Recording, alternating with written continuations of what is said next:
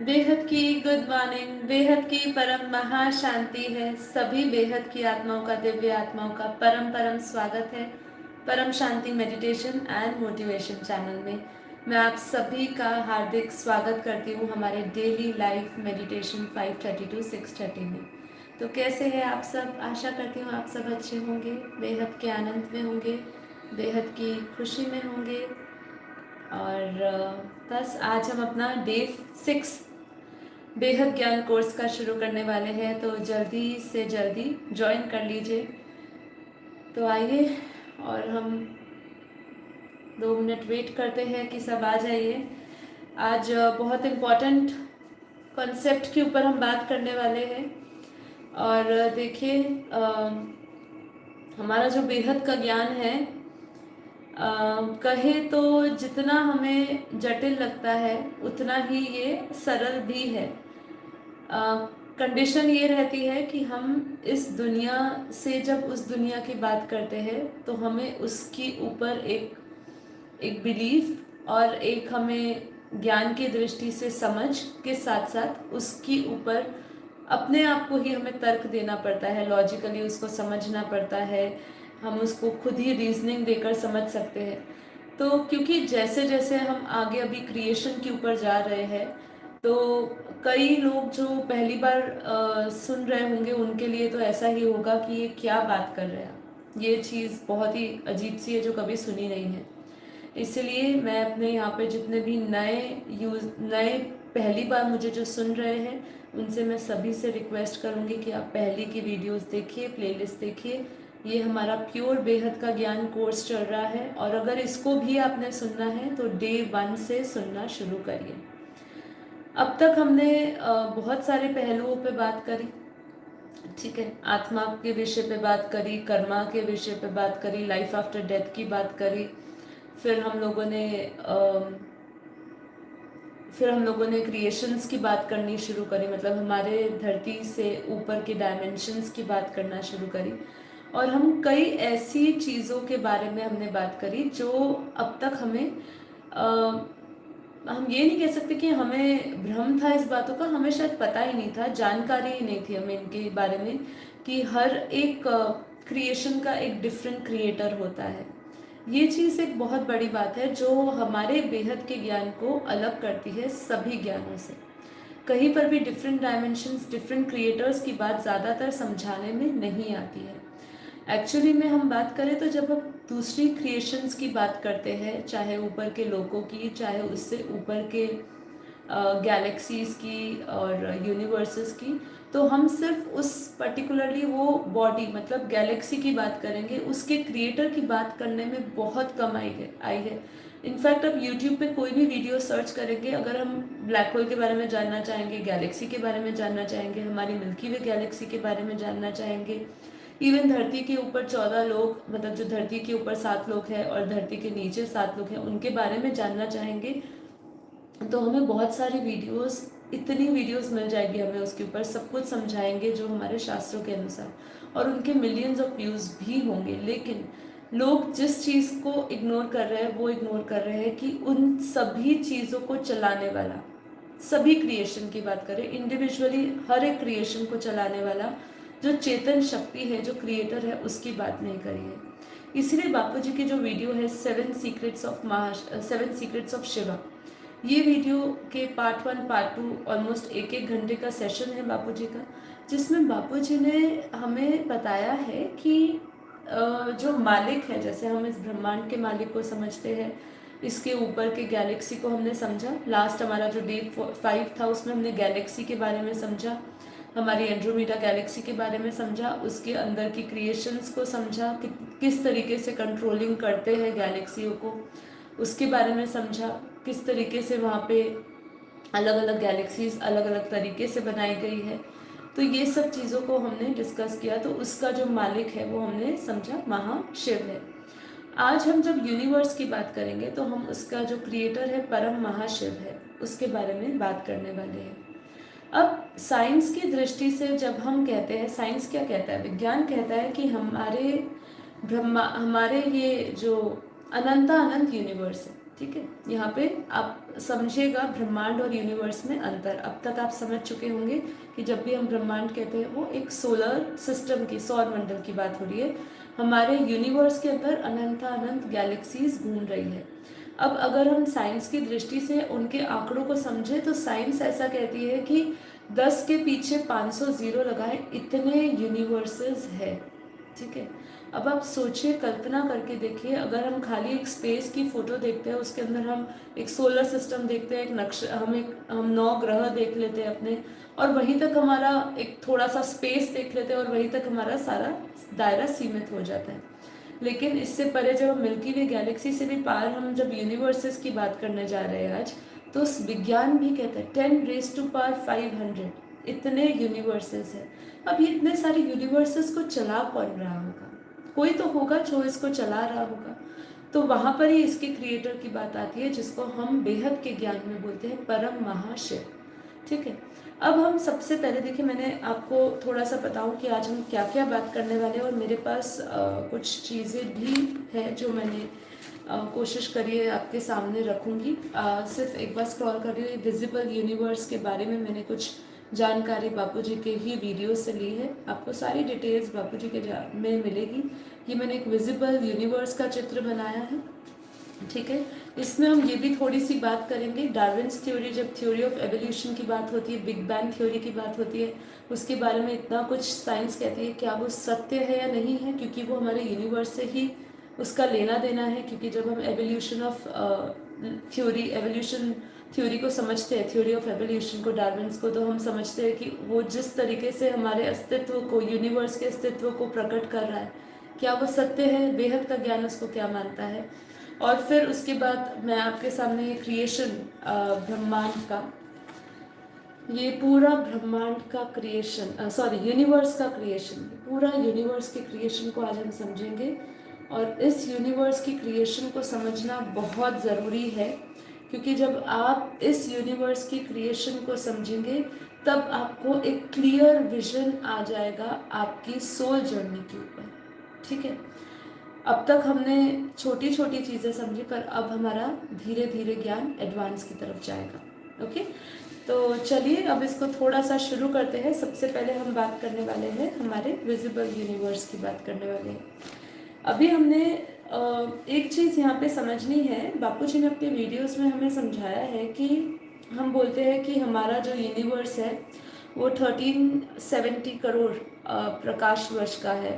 ठीक है, लेकिन अगर हम मतलब उसको अगर और फिगर करें शॉर्ट में, तो ऐसा कहा जाता है कि हमारा जो यूनिवर्स है वो 13 अरब वर्ष से बना हुआ है, उसका जो क्रिएशन हुआ है। लेकिन बापूजी कहते हैं कि अगर हमें यूनिवर्स की आयु निकालनी है तो ये लगभग इम्पॉसिबल है, क्योंकि ये जो 13 अरब वर्ष की आयु जो बोली है, ठीक है, सॉरी वो प्रकाश वर्ष नहीं था, 13 अरब वर्ष, ये मैं आयु बता रही हूँ कि ऐसा माना जाता है कि हमारा जो पूरा यूनिवर्स है वो यूनिवर्स 1317 करोड़ वर्ष पुराना है। ठीक है, मतलब 13 अरब लगभग पुराना है। अब ये जो आंकड़े दिए हैं, जो हमारी साइंस बता रही है, ये एक्चुअली में ये यूनिवर्स का आंकड़े नहीं है।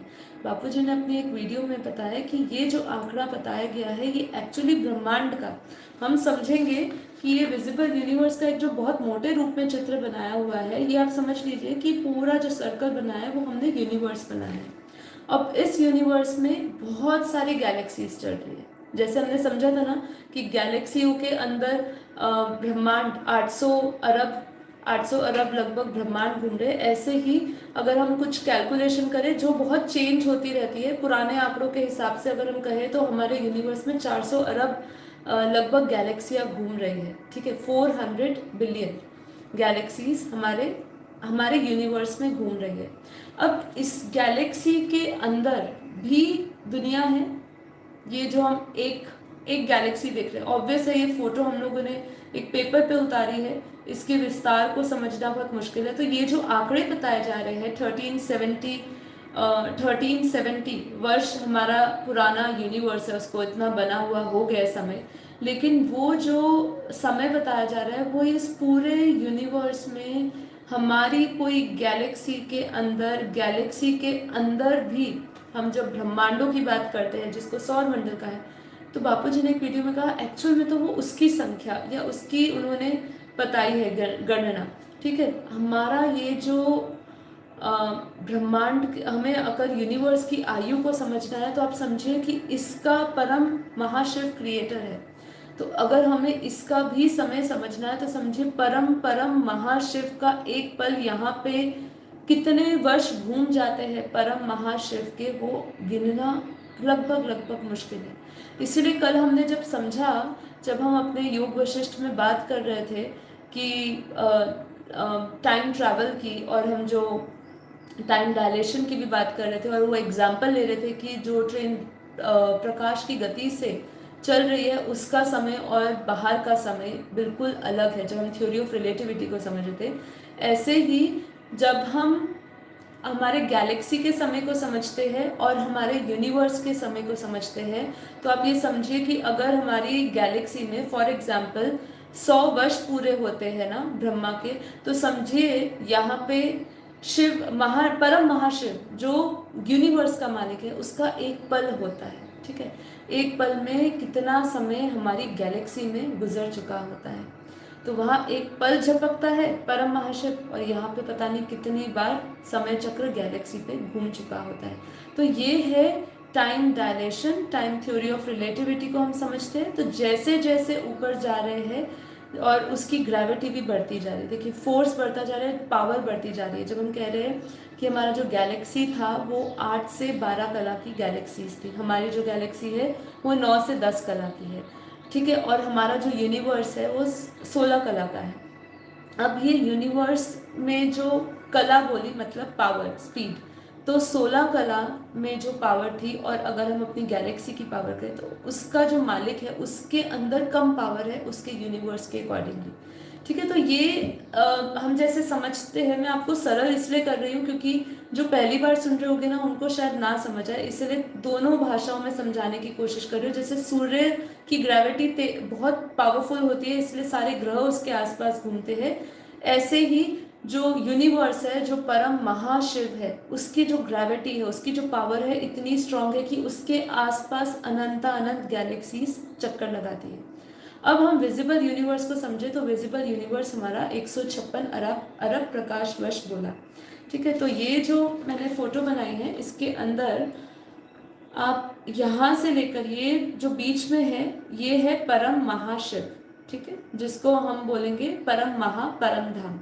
ठीक है, तो ये जो जिसको हम परम महासूर्य भी कह सकते हैं, वो हमेशा जो जब भी हम यहाँ पे क्रिएशन को समझेंगे, यूनिवर्स की क्रिएशन को समझने के सिवा जब हम आज की कंट्रोलिंग समझेंगे कि हर एक यूनिवर्स की जो कंट्रोलिंग हो रही है वो उसके सेंटर पॉइंट से हो रही है, तो इसकी सेंटर पॉइंट में ही परम महाशिव है जो क्रिएटर है, जिसको परम महाधाम भी कहेंगे, परम महासूर्य भी कहेंगे। और इसका जो व्यास है, ये पूरा जो डायमीटर हम देख रहे हैं इसका, है ना, जो उसकी पूरी स्पेस देख रहे हैं वो 156 बिलियन प्रकाश वर्ष है, दैट इज 156 अरब प्रकाश वर्ष है।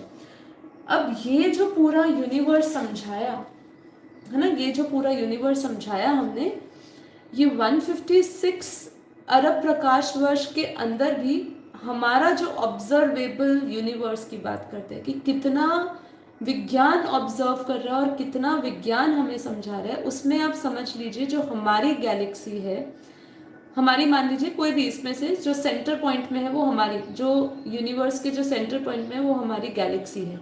अब हमारी मान लीजिए ये गैलेक्सी है, तो इस गैलेक्सी के अंदर जो उन्होंने यूनिवर्स की जितनी भी जानकारी शोध करी है वो 93 बिलियन प्रकाश वर्ष कहते हैं कि 93 अरब प्रकाश वर्ष जितना ही अभी उन्होंने 156 अरब प्रकाश वर्ष में से ऑब्जर्व किया है। तो वो जो ऑब्जर्वेशन है ना, वो किसी हमारी एक गैलेक्सी में किसी छोटी सी दुनिया का उन्होंने ऑब्जर्वेशन दिया जिसको वो समझाती है।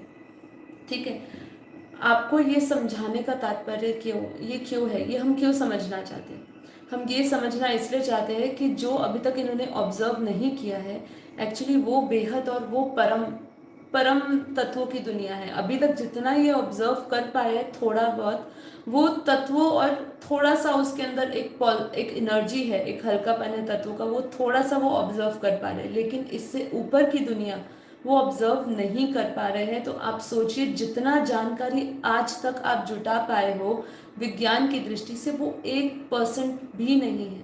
बापूजी कह रहे कि अब मैं जो बेहद के ज्ञान की बात करता हूँ, तो बेहद का पूरा ज्ञान को अगर हम समेट ले तो केवल 1% भी नहीं होगा पूरे ज्ञान का। तो समझिए कि कितना विस्तार होगा, कितना विस्तार होगा। इस विस्तार को समझने के लिए हमें उनके क्रिएटर्स को भी समझना उतना ही आवश्यक हो जाता है। अब यहाँ पे क्या कह रहे हैं कि जैसे मैंने कहा कि इसमें जो बीच में सेंटर पॉइंट है वो है कंट्रोलिंग सिस्टम, वहां से कंट्रोल किया जाता है, वहां पे सबसे ज्यादा ग्रेविटी है। क्यों ग्रेविटी है? क्यों गैलेक्सियां आसपास घूम रही है यूनिवर्स के, एक यूनिवर्स के अंदर जो उसका जो सेंटर पॉइंट है उसके आसपास क्यों गैलेक्सियां घूम रही है, एक गैलेक्सी के आसपास क्यों इतने सारे ब्रह्मांड घूम रहे हैं? तो उसका सिंपल आंसर यही है कि जो उसका कंट्रोलिंग जहाँ से होता है, जो उसका न्यूक्लियस, जो उसका सेंटर पॉइंट है, जो केंद्र है, वहां पे बहुत सारी ग्रेविटी पावर है। ग्रेविटी पावर किसकी है? बहुत सिंपल है आंसर, उसके क्रिएटर की। ठीक है, तो आज हम जो अब तक हमने नहीं समझा क्रिएटर, आज उसके विषय में बात कर रहे हैं, क्योंकि वो क्रिएटर ही है, वो चेतन शक्ति उसके अंदर की है, उसकी पावर ही है जिससे पूरा यूनिवर्स चल रहा है। इसीलिए यहाँ पर जब भी हम एक लॉजिक से समझना चाहते हैं कि आप कुछ यूनिवर्स से अट्रैक्ट करिए, यूनिवर्स आपको देगा, यहाँ पे ये थ्योरी गलत सिद्ध होती है। क्यों? क्योंकि लॉ ऑफ अट्रैक्शन एक यूनिवर्स से काम नहीं कर रहा, उसके एक्चुअली क्रिएटर से काम कर रहा है। इसलिए हम बार बार डंके की चोट पे ये कहते हैं कि यूनिवर्स में पावर नहीं है, यूनिवर्स के क्रिएटर में पावर है। तो अगर आपको कुछ अट्रैक्ट भी करना है, कुछ मैनिफेस्ट भी करना है, तो उसके क्रिएटर को जानिए। ओके, अब हम क्या करते हैं, आगे बढ़ते हैं। अब साइंस और क्या बता रही है? साइंस ये बता रही है कि अगर हम अपने पूरे यूनिवर्स को समझने की कोशिश करें, अपने शास्त्रों ने, जिन्होंने हमारे शास्त्र पढ़े, अगर उनकी दृष्टि से ये समझने की कोशिश करें, तो वो कहते हैं जो यूनिवर्स का समय है और जो बेहद के समय के साथ जब हम उसकी रिलेटिविटी स्थापित करते हैं, मतलब उनका पूरा जो बेहद का एक समय चल रहा है, उस बेहद के समय से हम जब यूनिवर्स के समय को अगर समझे, तो वेदोपनिषद में कह दिया कि ये एक पूरा, अगर हम समय समझना चाहे तो ये पानी के बुलबुला जैसा बता दिया। मतलब एक इतने बड़े बेहद के विश्व में हम बेहद के विश्व को समझेंगे कि कितना बड़ा है, उसमें अगर हम इसके यूनिवर्स की गिनती करने जाए, उसके समय की गिनती करने जाए, तो वो एक केवल पानी का बुलबुला जैसा होगा। अब अगर हम यूनिवर्स को भी समझना चाहे, तो एक समुद्र के आसपास जो रेत होती है, रेत के जितने कण हैं इतने ही आप समझ लीजिए यूनिवर्स है। अब प्रत्येक यूनिवर्स को समझना, उसकी दुनिया को समझना, क्योंकि हम वहां तक नहीं पहुंच सकते, वो हमारे लिए अदृश्य बना हुआ है, वो दुनिया, वो जगत अदृश्य है। हम अपने से ऊपर सूक्ष्म जगत को ही नहीं समझ पाए हैं। ठीक है, अभी हमने कई पहलुओं पे बात ही नहीं करी, क्योंकि इस पे अगर हम बात करना चाहे तो पता नहीं कितने महीने गुजार दें हम इस क्लास को लेने में। लेकिन अगर हम अपने जिस चीज़ पे मैं एक बार खाली आपका ध्यान लाना चाहूँगी कि हमारा एक बहुत ही सुंदर चैप्टर भी है, आत्माओं के लोक और तारों के बीच की यात्रा, हमारी लाइफ इन मल्टीवर्स बुक में है, जो हमारी वेबसाइट पे भी आपको मिल जाएगी, paramshanti.org पे फ्री डाउनलोड है। उसमें हम लोगों ने star child, Indigo child, pyramids के बारे में, श्री यंत्र के ऐसे ऐसे अद्भुत रहस्यों की बात करी है ना। वो अद्भुत रहस्य इसलिए समझने की ज़रूरत है कि आज जब हम यूनिवर्स की बात कर रहे हैं, जो एकदम कल्पना के बाहर है, जिसको हमारा विज्ञान नहीं ऑब्जर्व कर पा रहा, उसको हम ऑब्जर्व करने की बात कर रहे हैं, उसकी क्रिएशन को समझने की बात कर रहे हैं, वहाँ पे उतना ही सत्य ये भी है कि हम हमारे जो ये पिरामिड्स के अंदर जो शक्तियाँ चल रही है, मतलब जो उसके पिरामिड्स की जो शक्ति होती है, जो रेडियो वेव्स की शक्ति है, जो हम स्टार चाइल्ड की बात कर रहे हैं, इंडिको चाइल्ड की बात कर रहे हैं, ऊपर के जिसमें हम जब भी हम परग्रहियों की बात करते हैं, हम उन्हीं को नहीं समझ सकते। तो ये तो केवल हमारी धरती के ऊपर की ही सूक्ष्म दुनिया है, और इससे भी ऊपर जैसे अब कोई कह रहा है कि मैं गैलेक्सी से आया हुआ हूँ, तो ये सब चीज़ों को समझना बेहद के ज्ञान के सिवा जब तक आपके पास इसकी फाउंडेशन नहीं होगी तब तक आपको ये समझ नहीं आएगा। तो ये एक समझिए एक पूरा पानी का एक बुलबुला जैसा है हमारा यूनिवर्स का। अगर हम समय गिनना जाएंगे अपने बेहद के समय के संदर्भ में तो हम कंफ्यूज हो जाएंगे।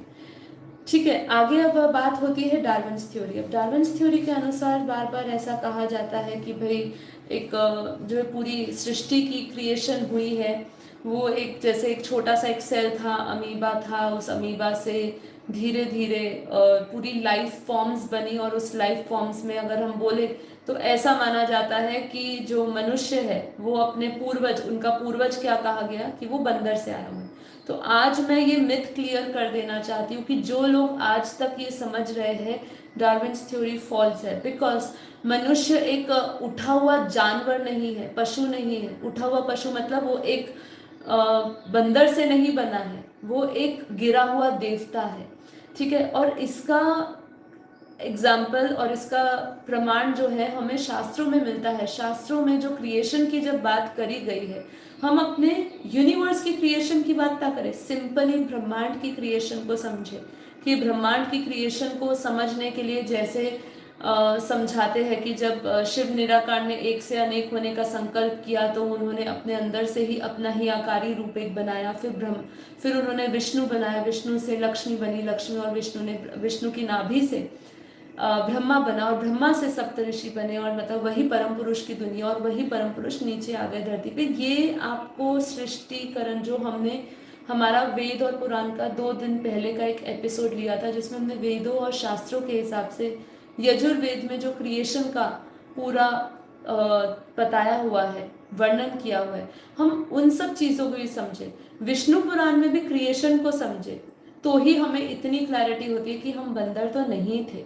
ठीक है, और ये जो थ्योरी बोल दी गई तो बापूजी ने अपने 1-2 वीडियोस में ये भी समझाए कि ये संभव है कि जब ये थ्योरी जिसने लिखी हो वो किसी समय पर वो उसका जो एवोल्यूशन हुआ, उसकी जो क्रिएशन हुई हो, वो एक जीव से मनुष्य के रूप में आया हो। मतलब वो एक 84 लाख के कोई जीव बना हो, और उस जीव के अंदर मतलब किसी कारणवश वो जब उसने दूसरा अगला जन्म लिया हो तो मनुष्य रूप में लिया हो। तो इसलिए उन्होंने कहा कि व्यक्ति जो है, जो मनुष्य हम पूरी जो लाइफ फॉर्म्स देखते हैं वो एक बंदर से निकली। तो ये सत्य नहीं है। देखिए, हमारे अंदर एक तरफ कहते हैं कि अनंता अनंत ब्रह्मांडों की शक्तियां हैं, अनंता अनंत यूनिवर्स की शक्तियां हैं, हम कुछ भी प्राप्त कर सकते हैं, हमारे लिए कुछ भी प्राप्त करना असंभव नहीं है। जब हम ये सब चीज़ों को समझते हैं तो कैसे हम इस थ्योरी पे बिलीव कर सकते हैं। अब दूसरी बात भी आती है big bang theory. Big bang theory भी हमारे बेहद के ज्ञान के अनुसार कहती है कि बिग बैंग थ्योरी जैसा कुछ जो विस्फोट की बात हो रही है कि एक विस्फोट हुआ और उस विस्फोट में से बहुत सारी चीज़ें निकली और ये पूरा यूनिवर्स क्रिएट किया, ये चीज़ भी हमारे बेहद के ज्ञान में हम इसको इतना ज़्यादा भार नहीं देते हैं कि ये सही है। लेकिन बापूजी ने अपनी एक वीडियो में ये कहा है कि जो यूनिवर्स की क्रिएशन अगर हम समझते हैं, जो मैं अभी आपको इस चित्र के द्वारा समझाने जा ही रही हूँ कि ये जो है इसकी जब हम क्रिएशन समझते हैं तो अगर हम समझें कि इसकी पावर, जो इसका जो क्रिएटर है जिसको परम महाशिव कहा, जब इसमें से पावर का विभाजन हुआ और इसमें से जो पावर से जो आत्माएं जो क्रिएशन हुई, हम इसको कहीं ना कहीं थोड़ा सा समझ सकते हैं कि इसकी क्रिएशन का जो पूरा जो उसका आधार है वो हम कह सकते हैं कि बिग बैंग थ्योरी में जैसे विस्फोट की बात करी, पर ऐसा कोई हमारा यूनिवर्स ऐसे विस्फोट नहीं हुआ, उसका जो क्रिएटर है उसमें से एक एक करके क्रिएशन हुई, वो हम समझेंगे। तो हमारा बेहद का ज्ञान इसको भी इतना इसकी भी इतना वो नहीं समझता है, इसको इतना वैल्यू नहीं देता है।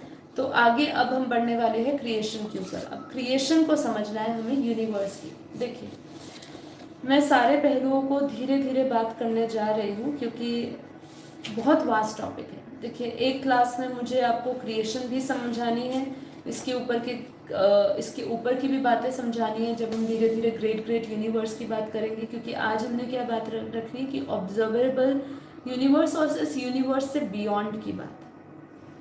तो यूनिवर्स में भी कुछ ही हद तक ऑब्जर्व हुआ, उसके बाद भी बियॉन्ड है उससे, मतलब उससे भी परे है कुछ, और फिर उससे परे की हम बात करेंगे तो ग्रेट ग्रेट यूनिवर्स आता है। अब हम अपने बात करने वाले हैं परम महाब्रह्मांड की क्रिएशन। ठीक है, तो अब यूनिवर्स की क्रिएशन। यूनिवर्स में हम दो तरीके से अब समझने वाले हैं। एक, पहले की इसकी क्रिएशन क्या हुई थी और ये कितनी पावर का था, और ये अब कैसे, अब इसकी हालत क्या है। जब हम इसकी हालत समझेंगे तो हम इसका कंट्रोलिंग सिस्टम और ये समझेंगे कि हमारा यूनिवर्स, ये पूरी मैंने क्रिएशन बनाई है, और यहाँ पे एक छोटा सा मैंने एक डायग्राम लिया है। यहाँ पे ये जो डायग्राम है, ये डायग्राम हमारा जीरो कला का यूनिवर्स है। अब ये जीरो कला क्या है, 16 कला क्या है, 8 कला से 12 कला की हमने पावर कही, ये सब चीज़ें मैं आपको पहले भी समझाया है पुराने सेशन में, जब हम ब्रह्मांड की बात कर रहे थे, अपने सौर मंडल की क्रिएशन की बात, तभी मैंने आपको समझाया था कि कला मतलब पावर, और ये पावर क्या है, ये पावर है उस क्रिएटर की एनर्जी। क्रिएटर में कितनी पावर है, जितनी पावर उसके क्रिएटर में होगी वैसी ही वो रचना करेगा। सिंपल, अगर हम बहुत सिंपल तरीके से कला को समझे। अब हमारा जो यूनिवर्स है, बापूजी ने कहा जितने भी यूनिवर्सेस है वो 16 से 20 कला की पावर के हैं मैक्सिमम, पर जो हमारा यूनिवर्स है वो 16 कला की पावर का बना हुआ था उसमें एनर्जी इतनी थी। जब इसकी क्रिएशन हुई तो वो 16 कला का था। अब उसकी क्रिएशन को हम समझने जा रहे हैं। देखिए, मेरे लिए अभी फिर से कह रही हूँ कि इस फोटो को समझाना थ्योरेटिकली आमने सामने नहीं है, लाइव में समझाना थोड़ा सा टफ है, लेकिन आप जितना समझ सके समझिए और इसको रियलाइजेशन करेंगे। रियलाइजेशन किन टर्म्स में करेंगे कि यहाँ पे जब हम क्रिएशन की बात करने जा रहे हैं, अब ये क्रिएशन के चित्र को ही आप देखिए, इसमें इस क्रिएशन में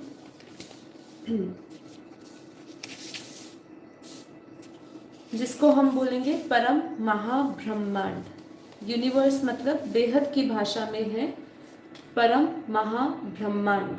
ठीक है, इस परम महाब्रह्मांड का जो मालिक है, जिसको हम बोलते हैं परम महाशिव, ये जो हमारा फोटो है, ठीक है, ये जो मैंने बनाया है, ये पूरा, ये जो आउटलाइन बनाई है पूरी, जो सबसे बाहर की आप एक सर्कल देख रहे हैं आउटलाइन, यहाँ से हम क्रिएशन की बात करने जा रहे हैं। लेकिन सबसे पहले ऊपर जो है हम इसके क्रिएटर की बात करते हैं। ये क्रिएटर जो है इसको हम परम महाशिव बोलते हैं, और ये परम महाशिव अपने निराकार फॉर्म, लाइट फॉर्म में होता है। ठीक है, जो भी क्रिएटर होते हैं वो हमेशा निराकार फॉर्म में होते हैं और वो लाइट फॉर्म में होते हैं, और उसके आसपास हम एक ये एनर्जी देख रहे हैं, डॉट्स भी डाली है मैंने, और एक एनर्जी देख रहे हैं। हमारे बेहद के ज्ञान के अनुसार ये लाइट और ये जो बाहर का कवच है ये है माइट। ठीक है, अब ये माइट क्या है, हम जब भी सूर्य को देखते हैं तो सूर्य का जो प्रकाश है, सूर्य, हमने एक सूर्य देखा, गोला देखा, उसके आसपास एक प्रकाश का दायरा है। ठीक है, तो ये जो हम दिखा रहे हैं ये महातत्व, क्या, ये जो है लाइट के चारों ओर, ये लाइट के चारों ओर जो है वो महातत्व का प्रकाश है। ये जो चारों ओर है ये महातत्व है, परम महातत्व बोलेंगे इसको। ठीक है, ये एनर्जी यूनिवर्स में एक, जो कहते हैं पहले से ही एक एनर्जी है, जो क्रिएटर है उसकी एक एनर्जी ये पड़ी हुई थी, जिसमें से कैसे क्रिएशन हुई ये समझेंगे। हम हमारे शास्त्रों में हमेशा पढ़ते आए हैं कि उस क्रिएटर में एक संकल्प उठा, मैं सृष्टि की रचना करूं, मैं एक से अनेक हूं। अब ये जो लाइट और माइट, जिसमें हमने क्या कहा, जो लाइट के आसपास जो हम घेरा देख रहे हैं वो परम महातत्व का है। आपको मैं थोड़ा थोड़ा अपने शास्त्रों से बेस बनाती जाऊंगी, जिससे कि जो पहली बार आए वो थोड़ा रिलेट कर सके। हम सांख्य योग में भी जब बात कर रहे थे कि पुरुष और प्रकृति के बारे में समझाया सांख्य योग में, तो उसमें भी क्या समझाया कि सबसे पहले, यजुर्वेद भी हम उस दिन पढ़ रहे थे, सांख्य योग समझे, कहीं पर भी समझे तो हमेशा वो क्या कहते हैं कि सबसे पहले महातत्व बना। ठीक है, फिर उस महातत्व के बाद उन्होंने आगे समझाया कि कैसे धीरे धीरे महतत्व से अहंकार, फिर 5 तत्व हमने समझा था ना पूरा यजुर्वेद के हिसाब से कि कैसे ज्ञान इंद्रिया बनी, तन मात्रा बनी, ज्ञान इंद्रिया, कर्म इंद्रिया बनी। तो ये सब जो है उन्होंने मोटे रूप से समझा दिया। पर इस क्रिएशन को समझने के लिए हमें एक चीज ये समझनी है, आज अब जब एक बच्चा पैदा होता है धरती पे, हम एक मानव जीवन की बात करें तो एक बच्चा पैदा होता है, तो बच्चा कैसे पैदा होता है? पहले उसका एक बीज होता है ना। अब वो बीज क्या सीधा हम 5 तत्वों में देखते हैं? नहीं देखते। उसकी धीरे धीरे हम माँ के गर्भ में एक ग्रोथ देखते हैं, जैसे कि वो एक बीज जैसे धीरे धीरे आकार लेता है, ठीक है। अब वही आकार धीरे धीरे धीरे धीरे माँ के गर्भ में जब उसको एनर्जी माँ के द्वारा ये तत्वों की जो उनको शक्ति मिलती है, खाने की जो शक्ति मिलती है, धीरे धीरे वो आकार रूप भी, उसके जो आकार रूप की भी जो प्रॉपर फिगर आने लगती है, उसकी प्रॉपर सेंसेस फिगर आपको आकारी रूप में दिखने लगती है। और फिर जब धीरे धीरे उसका समय गर्भ में पूरा होता है, तब वो उसका पूरा 5 तत्वों का पुतला तैयार होता है जो हम देखते हैं, ठीक है। ऐसे ही कुछ हमारे यूनिवर्स की भी क्रिएशन है, क्योंकि हम जब भी बात करते हैं सूक्ष्म का आधार है, जो ये स्थूल का जो भी आधार है वो है सूक्ष्म। हम जो कुछ भी स्थूल में देख रहे हैं वो सूक्ष्म दुनिया से आ रहा है, ठीक है।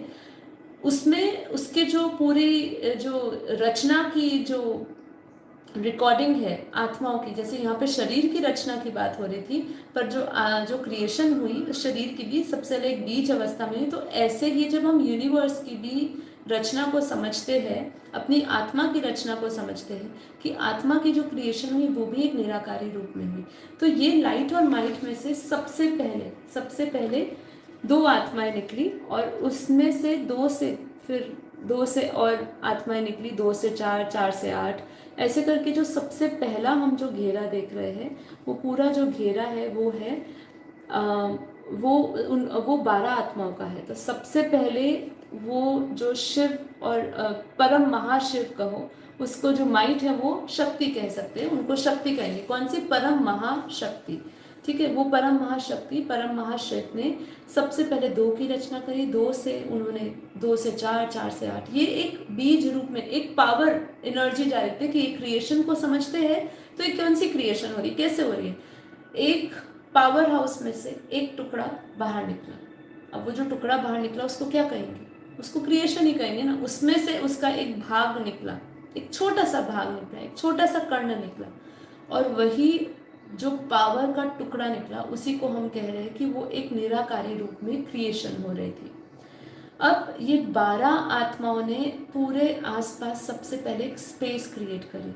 अब ये स्पेस क्रिएट करने का लॉजिक क्या है? देखिए, आज हम किसी भी यूनिवर्स को समझे, किसी भी गैलेक्सी को समझे, हमारे एंड्रोमेडा गैलेक्सी को समझे, हमारी गैलेक्सी को समझे, ऐसे और भी गैलेक्सियों की बात कर लीजिए, हर एक प्लैनेट्स की बात कर लीजिए, सबका एक दायरा है, सबका एक फोर्स है, जिस सर्कल में वो घूम रहे हैं, अपने ही उस दायरे में घूम रहे हैं। अगर हम इसको साइंटिफिकली थोड़ा और समझने की कोशिश करें तो जो उस क्रिएटर की जो एनर्जी होगी, जो ग्रेविटी होगी, उस ग्रेविटी के ही दायरे में जितना उसका ग्रेविटी का दायरा होगा, मान लीजिए वो 16 कला की पावर का है यूनिवर्स, और उसके क्रिएटर में भी 16 कला की पावर है, तो उसकी जो पावर है, उसकी ग्रेविटी जो पैदा हो रही है उसकी पावर से, है ना, उसकी पावर से ही एक पूरा घेरा समझ लीजिए होगा, इतना एक स्पेस है। तो ऐसे ही ये जो 12 आत्माएं थी, इन्होंने भी एक स्पेस पूरी क्रिएट करी। वो स्पेस उनकी ग्रेविटी से हुई होगी, कैसे हुई हो, क्योंकि कोई कोई चीज़ों का जवाब हमें है ना अभी मिल नहीं सकता है, क्योंकि हम उस अदृश्य दुनिया को समझा रहे हैं जिसकी रिकॉर्डिंग तो हमारे अंदर पड़ी हुई है कि ऐसी क्रिएशन हुई है, ये झूठ नहीं है, हम ऐसे आए होंगे। जब हम शरीर के इस धर्म को और इसकी जो पूरी सृष्टि की क्रिएशन को हम अच्छी तरह समझ लेते हैं और इस पर हम मान लेते हैं, तो कहीं ना कहीं तो आत्मा की भी क्रिएशन किसी तो सोर्स में से हुई होगी ना, ऐसी तो कहीं नहीं आ सकती। चाहे आत्मा को बोला कि ना वो मरती है ना जन्म लेती है, पर कहीं ना कहीं तो उसका अस्तित्व आया होगा ना, तो ये ऐसे आया अस्तित्व। अब इन्होंने सबसे पहले 12 इन्होंने स्पेस क्रिएट करी, ठीक है। अब इस स्पेस को हम समझने की कोशिश करते हैं। स्पेस के बाद क्या है यहाँ पे, ये पूरी जब हम स्पेस को समझ रहे हैं, जिसको हम ऊपर का जो ये सर्कल है और ये स्पेस का पूरा जो दायरा है, अब यहाँ पे ये एक मैंने बनाया है, बहुत क्लोज से हमें देखना पड़ेगा, 16 कला लिखा है मैंने एक जगह पे, ठीक है। ये सबसे पहले ये 16 कला, ये 16 कला की अगर हम बात करते हैं तो 16 कला का ये यूनिवर्स है। अब ये जो 16 कला का यूनिवर्स है, इससे ऊपर का जो पूरा दुनिया की हम जो बात कर रहे हैं उसको क्या बोलेंगे, उसको बोलेंगे कि परम महा परम धाम। जैसे कि हमने समझा, हम परम धाम की बात करते हैं, भगवान कृष्ण ने क्या कहा कि तू सर्व संबंध भूल, आत्मस्वरूप बन, मुझ परमात्मा को याद कर, मैं तुझे सभी पापों से मुक्त करके परम धाम लेकर जाऊंगा। तो ये परम धाम कौन सा है, गैलेक्सी का परम धाम कौन सा है, यूनिवर्स का परम धाम क्या है। तो परम धाम सब वो एक क्षेत्र कह सकते हैं जहाँ पे क्रिएटर रहता है, ठीक है। ये अभी आपको इसमें कंफ्यूज इसलिए नहीं होना क्योंकि ये क्रिएशन के टाइम की बात हो रही है, इसलिए ऊपर से पूरा हम नीचे समझ रहे हैं। आज की कंट्रोलिंग जो है सुकड़ के बीच में आ चुकी है, ठीक है।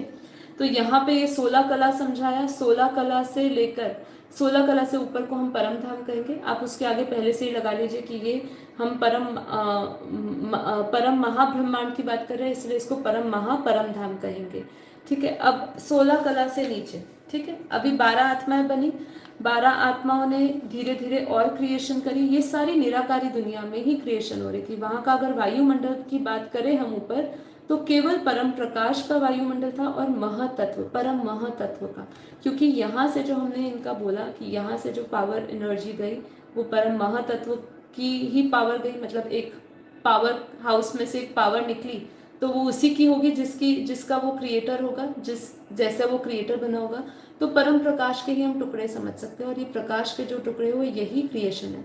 अब ये 12 आत्माओं जो बनी वो परम प्रकाश की थी, 12 आत्माओं से आगे धीरे धीरे क्रिएशन बढ़ती गई। 12 से, क्योंकि ये सब एक निराकारी निर्विकारी दुनिया क्रिएट हो रही थी, मतलब कोई भी आकार रंग रूप नहीं था वहां पे, ये निराकारी दुनिया थी। तो 12 से 24, 24 से 108, 108 से 16,000, 16,000 से 9 लाख, इतनी हमारी क्रिएशन होती जा रही थी, ठीक है। अब अगर हम क्रिएशन को समझे तो ये जो 16 कला बोला मैंने आपको, बोला वहां से परम धाम है। अब ये 16 कला से लेकर 14 कला, इसको हम मूल वतन कहते हैं, ठीक है। अब इसको मूल वतन क्यों कहते हैं, यहाँ पे 16 कला से ऊपर जो है निराकारी दुनिया है। अब जैसे जैसे पावर हाउस में से क्रिएशन हुई, ये 16 कला तक हम देखते हैं बेहद के ज्ञान में बापूजी ने जब यूनिवर्स की क्रिएशन समझाई तो समझाया कि 16 कला तक 9 लाख जितनी आत्माएं निराकारी रूप में बन चुकी थी, ठीक है। 9 लाख आत्माएं, मतलब आज आप इमेजिन करिए आंखें बंद करके कि एक पावर हाउस है, उस पावर में से एक पावर निकली, फिर उस पावर के और टुकड़े हुए, उसमें से और पावर निकली, ऐसे करते करते हम कह सकते हैं 9 लाख जितनी आत्माएं यूनिवर्स के जो हमारा 16 कला का जो है दुनिया, 16 कला तक 9 लाख जितनी आत्माएं बन चुकी थी। उससे ऊपर जो है वो परम धाम है। अब ये 16 से जब हम 14 कला की बात करते हैं, यहाँ से आकारी दुनिया बनना शुरू हुई थी। अब आकारी दुनिया बनने का कारण क्या, आकारी दुनिया बनने का कारण ये है कि जब भी संकल्पों से कुछ भी बन रहा है, पावर जा रही है, पावर लॉस किस में से हो रही है, उसके क्रिएटर में से। तो जैसे जैसे पावर लॉस होती गई, तो वैसे वैसे धीरे धीरे जो निराकार रूप था वो अपना आकार लेने लगा, ठीक है। इसीलिए इसको क्या बोला, 16 से 14 कला के बीज को बोला मूल वतन। जब बीज में से मूल निकला, ठीक है, उसका जो उस अंकुरित हुआ मूल, तो वो आकारी दुनिया बनने लगी। अब अगर हम तत्वों की बातों को समझे कि उस समय परम लाइट थी, जो शरीर था, जो उस समय तो शरीर नहीं था, ऊपर परम धाम में तो निराकारी दुनिया थी, परम प्रकाश और परम महातत्व की दुनिया थी। जैसे हम 16 कला में आए तो धीरे धीरे 16 कला तक परम आकाश तत्व हमारा बन गया था। अब 16 कला से जैसे जैसे हम नीचे 14 कला की बात समझेंगे, ये 14 कला तक आकारी दुनिया बनने लगी। आकारी दुनिया में भी उस समय जो सबसे पहले संकल्प आता है ना, एक से अनेक होने का, तो उसमें से भी मूल वतन में एक संकल्प आया कि मैं कौन हूँ, अपने आप को जानने का। जब मैं एक संकल्प उठा आकारी में, देखिए ये आपको पहली बार सुन रहे हो तो लगेगा कि ये क्या है, ये कैसी अजीब सी बात है, लेकिन आज भी हम उसका एक प्रमाण देखते हैं। इस धरती पे भी, सृष्टि पे भी हम कुछ भी रचना करते हैं उससे पहले एक छोटा सा अंदर, पहले किसी को भी प्राप्त, कुछ भी बनाना है, कुछ भी करना है लाइफ में, उसके लिए आपका संकल्प तो सबसे पहले अंदर अपने, पहले आपका सूक्ष्म में उठता है। ठीक है, आप किसी भी लक्ष्य से जुड़ते हो तो भी उसका संकल्प लेते हो। तो ऊपर भी दुनिया पहले संकल्पों से थी, ऐसी दुनिया थोड़ी थी जैसे आज हम देख रहे हैं, संकल्पों से बनता था। उसका एग्जाम्पल आज हम कई साल पहले के देख लो, पिरामिड्स देख लीजिए, कई पहाड़ ऐसे ऐसे ऐसे पहाड़ों में जाके आप देखिए जहाँ पे हम ऐसे हिस्टोरिकल मॉन्यूमेंट्स देखते हैं, ऐसे मंदिर देखते हैं, ऐसी शिल्प कलाएं देखते हैं जिसको हम इमेजिन भी नहीं कर सकते कि इतनी हाइट पे, धरती से इतनी, सी लेवल से इतनी ऊपर लेवल पे जाके किसी ने उस मंदिर को बनाया होगा, जबकि उस समय तो कोई साधन नहीं थे। आप सोचिए, अभी कल्पना करके देखिए ना कि ये चीज फिर कैसे, हम इसको कैसे झुटलाए। हम कुछ समय पहले की चीजों को नहीं झुटला सकते, उसकी चीजों को सोच के हम इतना स्ट्रेंज फील करते हैं, हम सोचते हैं, विस्मय होता है हमें कि ये कैसे हो सकता है, पर ऐसा था ना, ऐसी चीजें थी। और इसीलिए लोगों ने जब उसके बारे में रिसर्च करी तो कई लोगों ने कह दिया कि कोई एलियंस आए थे, कोई ऊपर से कोई दिव्य शक्तियां आई थी जिन्होंने इसकी जो ये बना के चले गए हैं।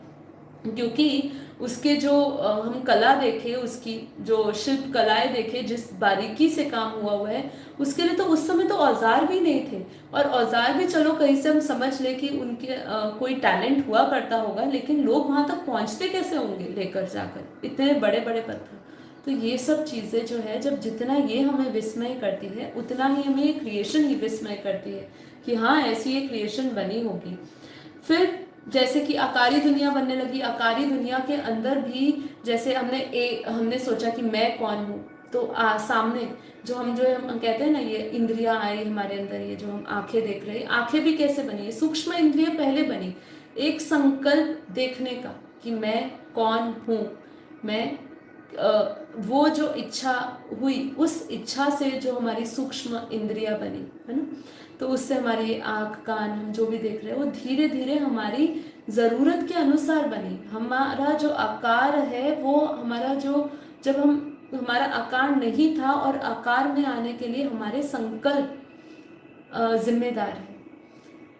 बस उस समय फर्क ये था कि आज हम बहुत स्ट्रॉन्ग संकल्प करते हैं तो भी हम पूरा नहीं कर पाते पॉजिटिव संकल्प। उस समय एनर्जी इतनी थी, क्योंकि उस समय जो क्वालिटी थी पावर की, वो बहुत हाई क्वालिटी थी। मतलब आप यहाँ समझिए 16 कला की पावर थी वहाँ पे।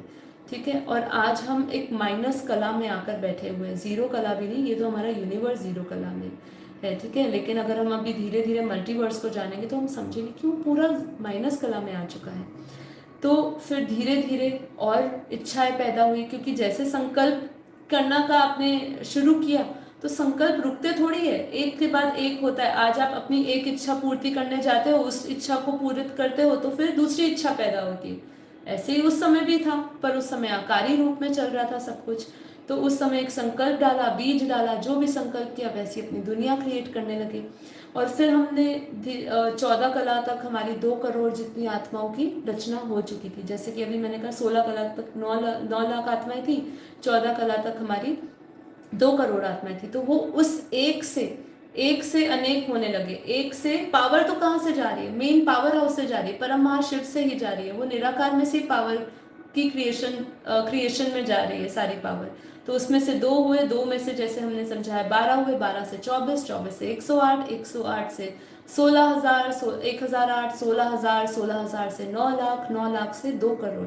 तो जब हम 14 कला की दुनिया को समझते हैं, आप ये समझते जाइए। देखिए, इसको सिंपल तरीके से अगर समझना है तो हम एक हाईएस्ट लेवल पे बैठे हुए थे, एक हाईएस्ट एनर्जी के गोले में, उस फॉर्म में बैठे हुए थे, फॉर्मलेस में थे। फॉर्मलेस मतलब कोई फॉर्म नहीं था हमारा, और उस फॉर्मलेस स्टेज से नीचे गिरते आ रहे हैं। तो जो पावर हमारी नीचे आ रही है उसी को हमने कला के नाम से समझा। 16 कला हुई, 15 कला हुई, 14 कला हुई, ऐसे करते करते हम आज जिस यूनिवर्स, अपने इस यूनिवर्स के जिस स्टेट में बैठे हैं, जिस कॉन्शियस पे बैठे हैं ना, वो एकदम गिर चुके।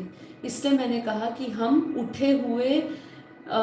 ये उठे हुए पशु नहीं है, गिरे हुए देवता है, क्योंकि हम उस उच्च अवस्था में थे, हम उस फॉर्मलेस स्टेज में थे, हम निराकार थे।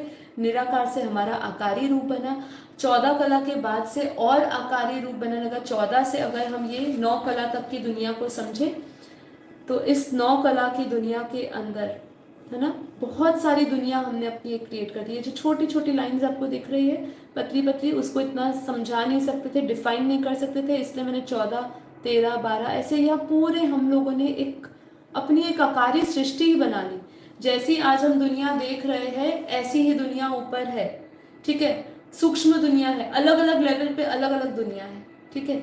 जितनी उस डायमेंशन की पावर है, उतनी ही उसके क्रिएटर में पावर है, ठीक है। तो यहाँ पे 9 कला तक हमारी पूरी आकारी सृष्टि बन गई थी। पेड़ पौधे सुंदर, जितना भी आप सुंदर सृष्टि के बारे में सोच सकते हो, क्योंकि उस समय दुनिया किसकी थी? परम तत्वों की और परम प्रकाश की।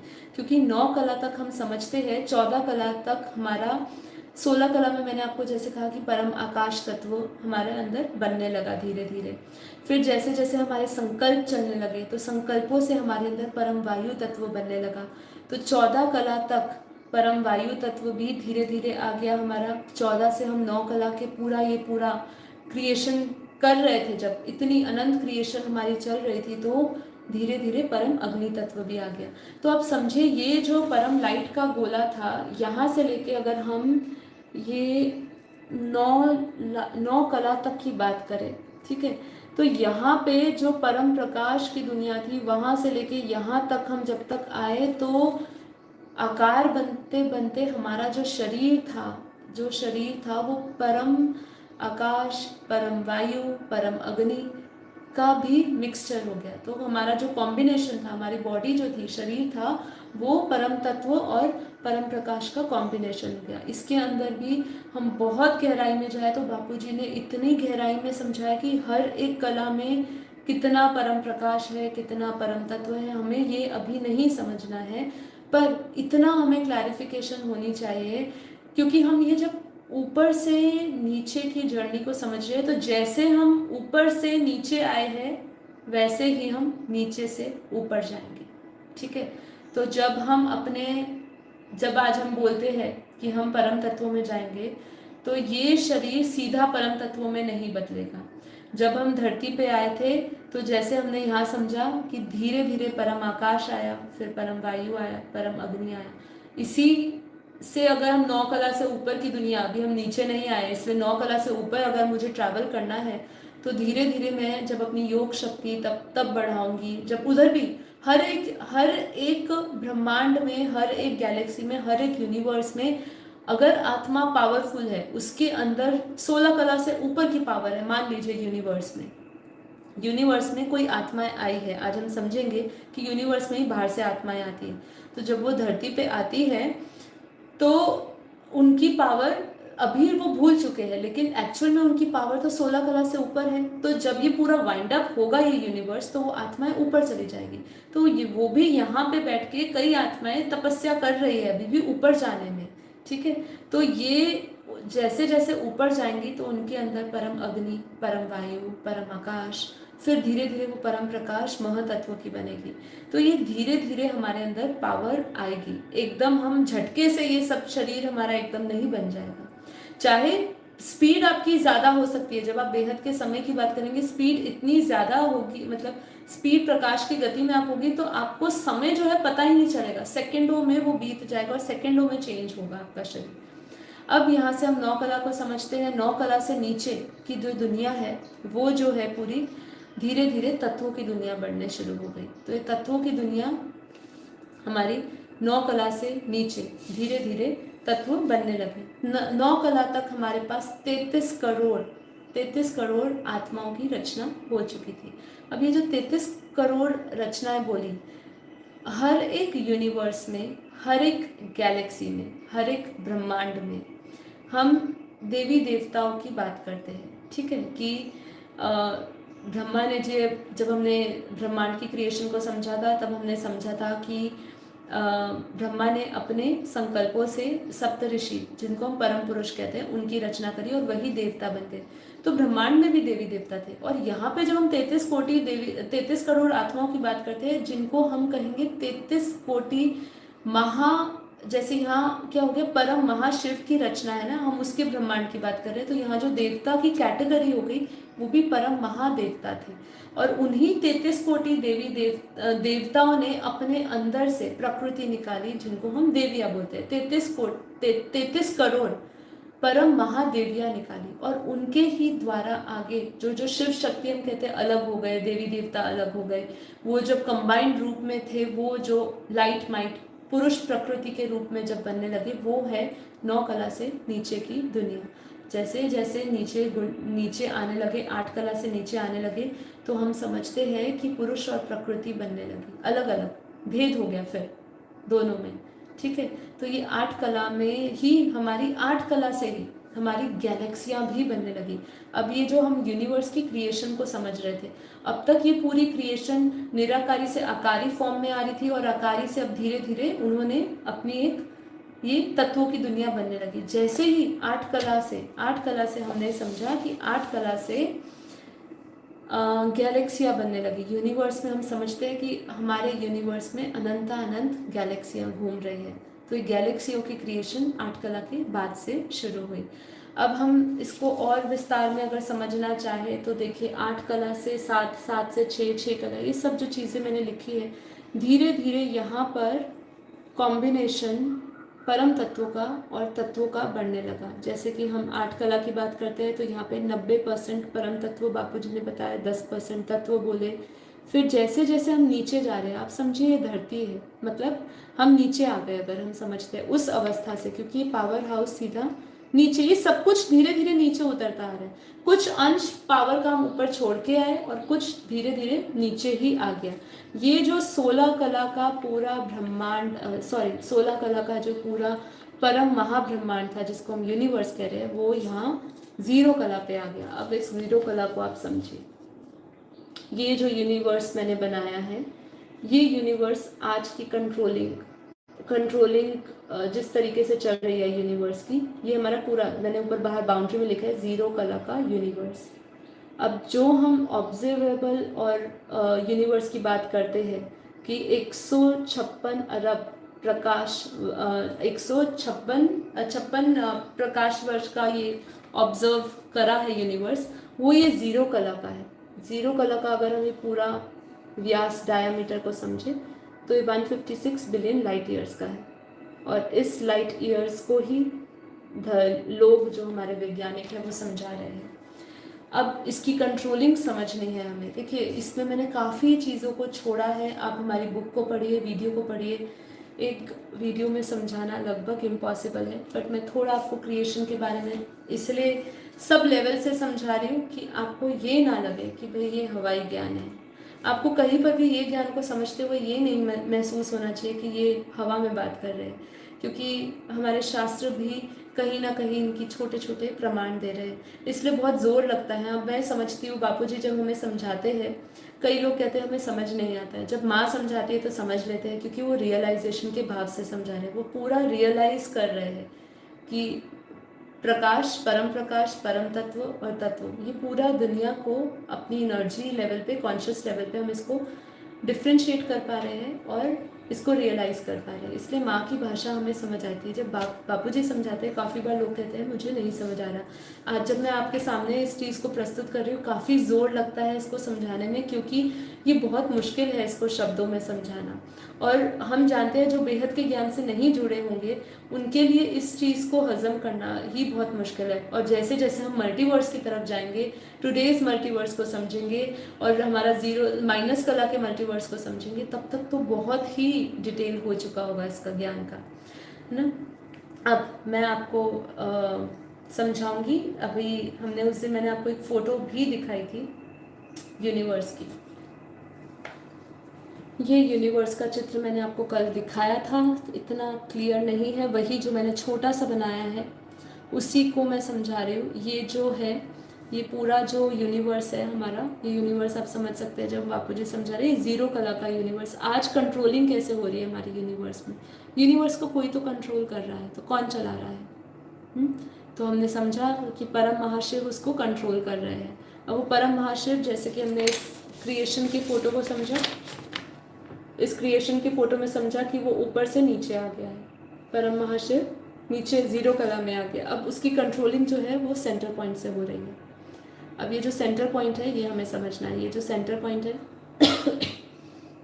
ये परम महाशिव का सेंटर पॉइंट, निराकार। जहाँ पर भी हम कहीं पर भी बात करें गैलेक्सी की, ब्लैक होल की, या हम उसके यूनिवर्स की, ग्रेट यूनिवर्स की, मल्टीवर्स की, हमेशा उसकी पावर सेंट्रिक होती है, हमेशा केंद्र में उसकी पावर होती है। वो पावर जिसको हम अपने बेहद के ज्ञान के हिसाब से कहते हैं कि परम महाशिव अपने जो केंद्र है एक पावर हाउस में अंदर भीतर है, और उसके चारों ओर वही अपना एक आकारी रूप लेता है, वो उसका ही आकारी रूप, ये निराकार है पावर हाउस। उसके आसपास का जो आप सर्कल देख रहे हैं, केंद्र देख रहे हैं, केंद्र के आसपास जो घेरा देख रहे हैं वो उसका आकारी है, आकारी रूप। वही परम महाशिव अपना आकारी, परम महाशिव आकारी रूप में आता है और वहीं पर ही उसकी महाशक्ति भी होती है, ठीक है। और ये इनकी सिक्योरिटी भी कह सकते हैं, इसका कोऑर्डिनेट करके रखा है।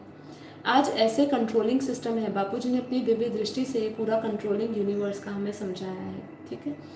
अब इसके आसपास हम थोड़ा सा लेयर्स को समझने की कोशिश करेंगे कि इसके आसपास जो लेयर्स है, बापूजी ने समझाया है कि इसके आसपास जब हम शिव, आकारी शिव शक्ति की बात करते हैं, उसके आसपास की जो लेयर है वो शक्तियों की है, परम महाशक्तियाँ उनको बोलेंगे, क्योंकि हम परम महाब्रह्मांड की बात कर रहे हैं। तो जो 108, 16,000 या हम जिस भी कॉन्टेक्स्ट में शक्तियों की बात करें, क्योंकि हर एक यूनिवर्स में शक्तियाँ होती है कंट्रोलिंग करने की, हर एक गैलेक्सियों में भी शक्ति है, तो गैलेक्सियों की शक्तियों को महाशक्तियाँ बोल देंगे, यूनिवर्स की शक्तियों को परम महाशक्तियाँ कह देंगे। ये जो हम परम महाशक्तियाँ लगा रहे हैं, ये परम शब्द इसीलिए आ रहा है क्योंकि जैसे जैसे हम ऊपर बढ़ रहे हैं, क्वालिटी ऑफ जो आत्माओं की जो क्वालिटी है, जो उनके अंदर पावर है, उसमें डिफ्रेंसिएशन है, इसलिए वहाँ परम लगता जा रहा है। परम, हम धीरे धीरे परम करते करते हाईएस्ट की ओर जा रहे हैं, ठीक है। परम शब्द अपने आप में ही हाईएस्ट की ओर हमें लेकर जा रहा है, जिसका ना नाम रूप रंग कुछ नहीं है उसका, उसको समझाना भी असंभव है। तो यहाँ पे जो इसके आसपास जो दुनिया है, जो घेरे बनाए हैं, ये कंट्रोलिंग पावर्स है, जिसमें 108 महाशक्तियाँ आ गई, परम महाशक्तियाँ आ गई, फिर 16,000 परम महाशक्तियों का घेरा है, फिर उसके बाद 9 लाख परम महाशक्तियों का घेरा है, और फिर उसके बाद जो है परम महाविष्णु, यहाँ क्या कहेंगे, महाविष्णु नहीं, महाविष्णु गैलेक्सी में होते हैं, ये यूनिवर्स की बात कर रहे हैं, इसलिए यहाँ परम महाविष्णु, परम महाब्रह्मा और परम महा इंद्र के घेरे हैं। तो ये हम सारी सिक्योरिटी समझते हैं। ये सिक्योरिटी किस चीज़ के लिए? ये पूरा कंट्रोल हो रहा है। हम यूनिवर्स को कितना सिस्टमैटिक तरीके से देख रहे हैं चलता हुआ, राइट। आज हम देखें कितना सिस्टमैटिक चल रहा है। आज हम पूरा अपना कॉन्स्टिट्यूशन देखते हैं, अपना देश को चलाने वाली सत्ता को जब देखते हैं, तो उस पीएम के भी नीचे कितने सारे लोग हैं, प्रेसिडेंट के नीचे पीएम, पीएम के नीचे भी कितने सारे लोग उसकी प्रोटेक्शन के लिए होते हैं। आज आपको एक छोटा सा काम लेकर जाना हो तो क्या आप सीधा पीएम के पास जाओगे? नरेंद्र मोदी जी के पास जाएंगे अपना सोल्यूशन लेने। आज आपको पानी की कोई समस्या होगी तो आप क्या डायरेक्टली वहाँ के कोई, आप किस लेवल पे जाओगे? आपकी समस्या का समाधान देने क्या वहाँ का जो मेन मुखिया होगा, क्या आप उसके पास जाओगे? कोई डेप्यूटी मैनेजर के पास जाओगे? नहीं। आपके प्रॉब्लम्स को सॉल्व करने के लिए छोटे छोटे लोगों को बनाया गया है एक अलग अलग क्षेत्र में। ऐसे ही इसका भी ऐसा ही था कि कोई भी समस्या यूनिवर्स को लेकर होती है, या जो भी आज इंटरेक्शन होता है पूरा यूनिवर्स को लेकर, वो सब जो है वो यहीं पर ही महाब्रह्मा के पास जाता है, परम महाविष्णु के पास जाता है, शक्तियों के पास जाता है। यहाँ तक तो कोई पहुँच ही नहीं पाता। ये अपने कंट्रोलिंग उनकी चल रही है, और यहाँ तक पूरी। और इसके बाद के जो हम देख रहे हैं, ऐसे बापूजी ने कहा 6 ऐसी लेयर्स है। हर एक यूनिवर्स, आगे हम ग्रेट यूनिवर्स जैसे समझेंगे, ग्रेट यूनिवर्स समझेंगे, तो हर जगह पे लेयर्स है। देखिए ये लेयर्स को हम कैसे समझें? आपके पास दिव्य दृष्टि होती या उसका रियलाइजेशन होता तो आप समझ सकते कि ऐसे छोटे छोटे लेयर्स बने हैं, वहाँ पे एक लेयर से दूसरी लेयर में ही पावर का फ़र्क इतना होता जा रहा है। तो यहाँ पे भी 6 लेयर्स है, यहाँ पे सारी गैलेक्सियाँ घूम रही है, ये पूरा यूनिवर्स है। और यूनिवर्स के अंदर जैसे हमने कहा एक हमारे यूनिवर्स में 400 अरब लगभग गैलेक्सियाँ घूम रही है, तो ऐसे यहाँ पे ये सब गैलेक्सी घूम रही है। इस गैलेक्सी के अंदर भी दुनिया है, इस गैलेक्सी के अंदर भी क्रिएशन है, इस गैलेक्सी के अंदर भी ब्रह्मांड घूम रहे हैं, और उस ब्रह्मांड के अंदर भी किसी एक ब्रह्मांड के अंदर धरती होगी, किसी एक ब्रह्मांड के अंदर पूरी दुनिया चल रही होगी, जिसको हम जब हम पैरेलल यूनिवर्स कह देते हैं। ऐसे पैरेलल गैलेक्सियों में भी अलग अलग ब्रह्मांड है, तो हर एक ब्रह्मांड में दुनिया है, तो कहीं ना कहीं पैरेलल यूनिवर्सेस चल रहे होंगे, पैरेलल दुनिया चल रही होगी। जैसे हमने योग वशिष्ठ के भी अपनी एक कथा से समझा, राजा पद्म और लीला के एग्जाम्पल से। तो ये इसके अंदर अब कितनी पावर है, इसको तो आज मैं अगर आप डिटेल में समझाने जाऊँ तो एंडलेस है। तो आप इन सब फोटोज़ को देखिएगा, हमारे यूट्यूब चैनल से जुड़िए, उसके अंदर भी पूरी गैलरी हमने इसकी डाली हुई है, हमारा वेबसाइट में आपको मिल जाएगी। आप हमारे व्हाट्सएप ग्रुप से ज्वाइन करिए, हम आपको ये सब फोटोज़ भी देंगे अगर आप बेहद के ज्ञान से जुड़े और आपके पास ये नहीं है। ओके, अब हम आते हैं, देखिए ये यूनिवर्स की बात हो रही थी।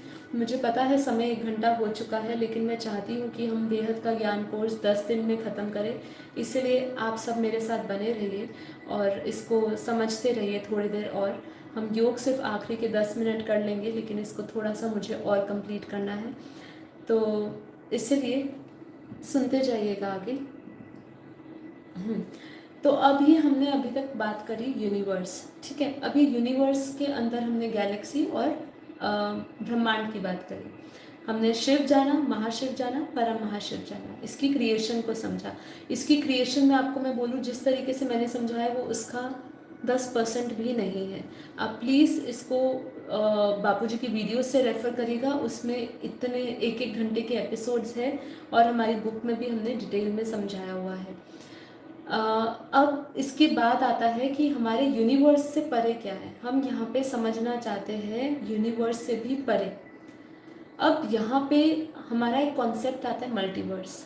मल्टीवर्स की बात हम अगले सेशन में करेंगे, लेकिन हमारा मल्टीवर्स, हमारा जो खुद का मल्टीवर्स है, जिस मल्टीवर्स में हम रह रहे हैं, जिस मल्टीवर्स में हमारी धरती है, ठीक है, उस मल्टीवर्स की अगर बात करें तो वो कॉन्सेप्ट की बात करें तो वो तो विज्ञान भी अब समझा रहा है कि हमारे मल्टीवर्स के अंदर ग्रेट ग्रेट यूनिवर्सेस हैं, ठीक है। लेकिन बापूजी ने बेहद के ज्ञान से समझाया कि जैसे आपको कहा ना कि हमारे यहाँ पे एक लेयर्स बनी हुई है, ऐसी हमारा पूरा मल्टीवर्स जो है वो ग्रेट यूनिवर्स से लेकर, जिसको बापूजी ने G1 बोला है। जब भी हम बेहद के ज्ञान में ग्रेट यूनिवर्स की बात करें तो G1, जब हम ग्रेट यूनिवर्स की बात करें तो G2, ऐसे करते करते हमारे पूरे मल्टीवर्स में G1 to G17 तक के यूनिवर्सेस है, G1 से लेके G17 तक के यूनिवर्सेस। अब ये G1 क्या है, G17 क्या है, इसको थोड़ा थोड़ा हम जानेंगे।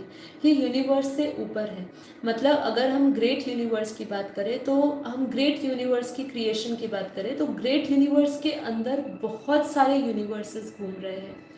ये जो है इसके हम सोर्स तक पहुँच रहे।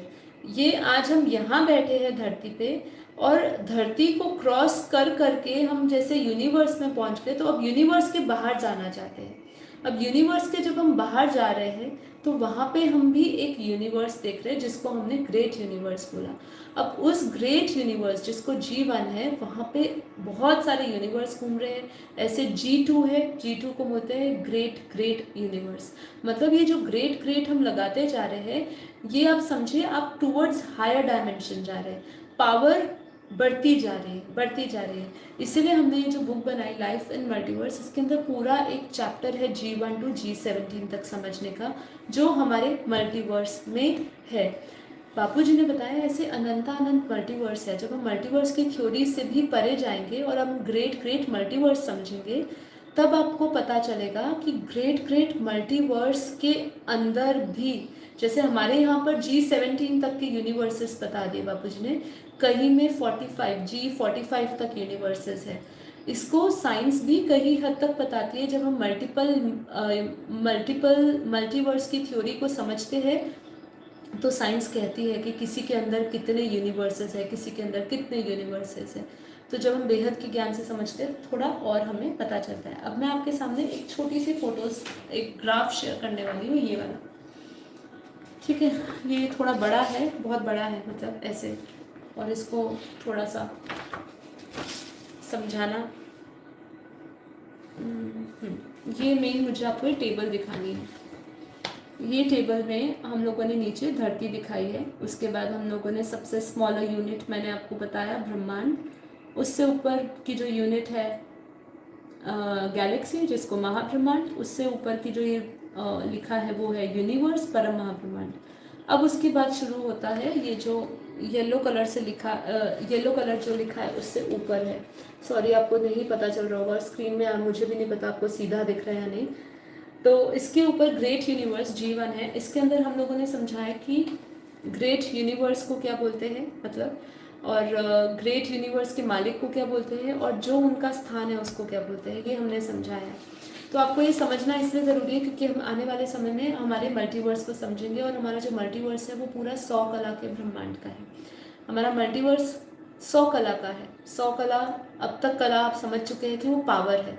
तो जब हम 100 कला का मल्टीवर्स कह रहे हैं तो जो उसका क्रिएटर है उसमें 100 कला की पावर है, और अगर हम उसको समझाए, उसके क्रिएटर का नाम तो होगा ना कुछ।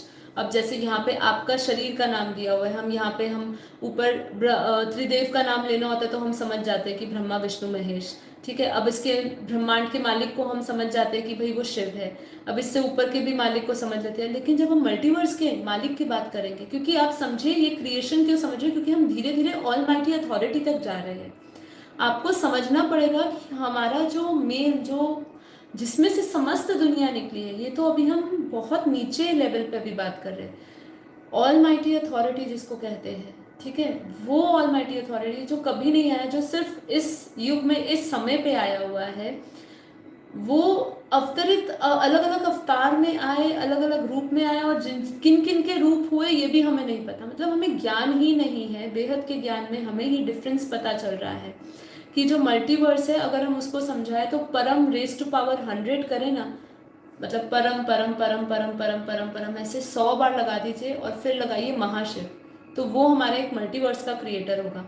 अब जब वो हमारा ऑलमाइटी नहीं है, ठीक है, सबसे पहले ये समझिए कि जो जिसको हम ईश्वर कहते हैं, मतलब जिसको आप भगवान कहते हैं, भगवान का और ईश्वर में भी वेदों और शास्त्रों में तो क्लियर डिफरेंस बताया हुआ है, वो कभी हम बाद में चर्चा करेंगे। लेकिन अभी तो हम ये बहुत ही अलग लेवल पे बात कर रहे हैं, इसलिए यहाँ पे ईश्वर भगवान जैसे कोई शब्द इनको डिफाइन नहीं करते हैं, ठीक है। ये कई उनसे ऊपर आ गए, क्योंकि जो अवतार हुए ना, अवतार हुए, उनको कहीं ना कहीं भगवान हमने ईश्वर के रूप बना दिए।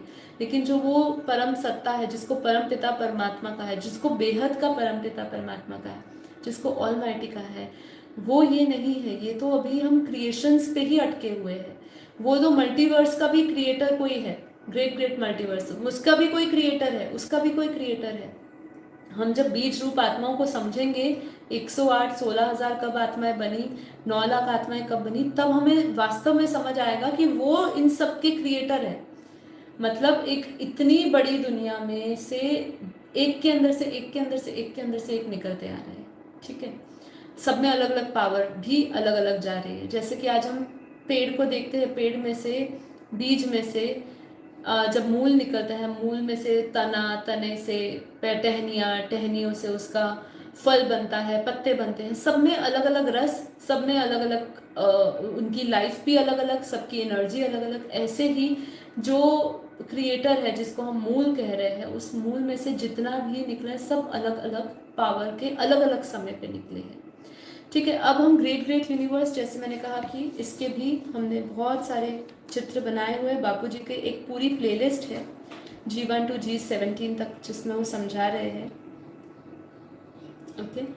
तो अभी हम G1 को समझते हैं। ये है ग्रेट यूनिवर्स, ओके। ये ग्रेट यूनिवर्स की फ़ोटो है।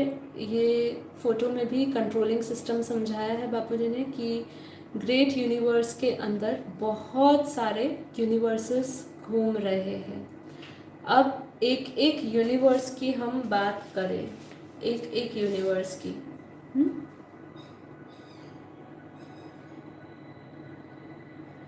ओके।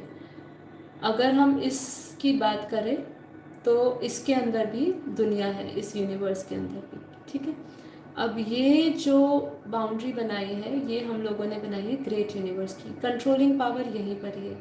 उसमें भी सेम सिस्टम है। जितना भी आज कंट्रोलिंग हो रहा है, चाहे यूनिवर्स का, चाहे ग्रेट यूनिवर्स का, ग्रेट ग्रेट यूनिवर्स का, great great great G3 G4 G5, आप एक दो का आप समझ जाइए क्रिएशन कंट्रोलिंग, तो आपको समझ आ जाएगा कि सब इसी तरीके से कंट्रोलिंग हो रहा है। आपको पूरा डिटेल में G1 to G17 हमारे प्लेलिस्ट में और हमारी बुक में समझ डिटेल में दिया हुआ है एक एक करके।